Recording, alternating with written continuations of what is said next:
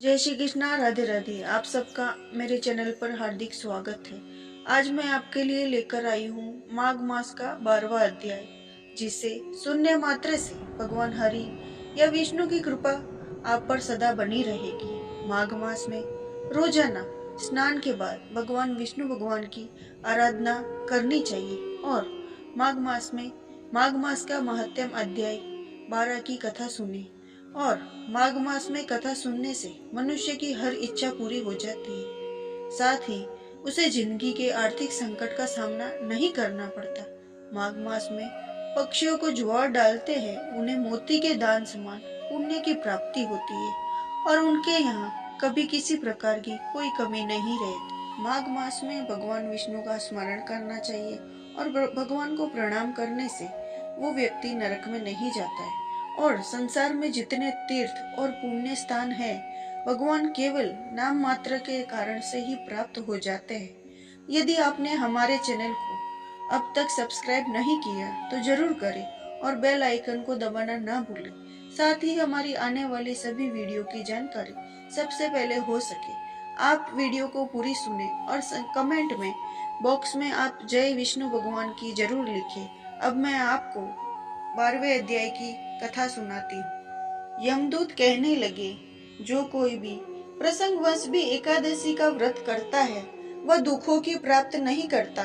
मास की दोनों एकादशी भगवान पद्म नाम के दिन है। जब तक मनुष्य इन दिनों में व्रत नहीं करता, उसके शरीर में पाप बने रहते हैं। हजारों अश्वमेघ, सैकड़ों वाजपेयी यज्ञ एकादशी व्रत की 16वीं कला के बराबर भी नहीं है। एकादशी के दिन व्रत करने से 11 इंद्रियों से किए सब पाप नष्ट हो जाते हैं। गंगा, गया, काशी, पुष्कर, कुरुक्षेत्र, यमुना, चंद्रभागा कोई भी एकादशी के तुल्य नहीं है। इस दिन व्रत करके मनुष्य अनायास ही वैकुंठ लोक को प्राप्त करता है।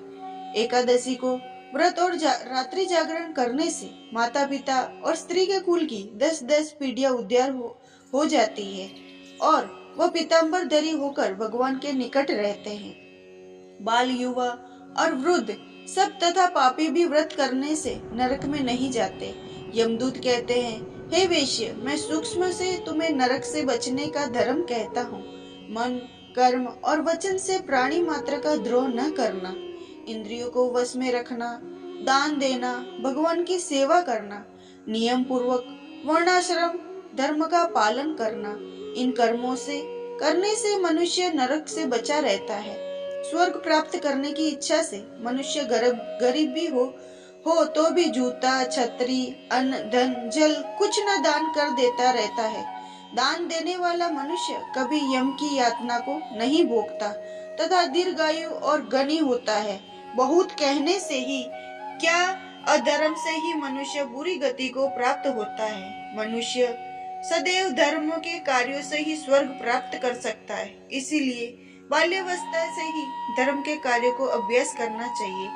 ये श्री कृष्ण गोविंद हरे मुरारी, हे नाथ नारायण वासुदेवा। श्री कृष्ण गोविंद हरे मुरारी, हे नाथ नारायण वासुदेवा। श्री कृष्ण गोविंद हरे मुरारी, हे नाथ नारायण वासुदेवा। श्री कृष्ण गोविंद हरे मुरारी, हे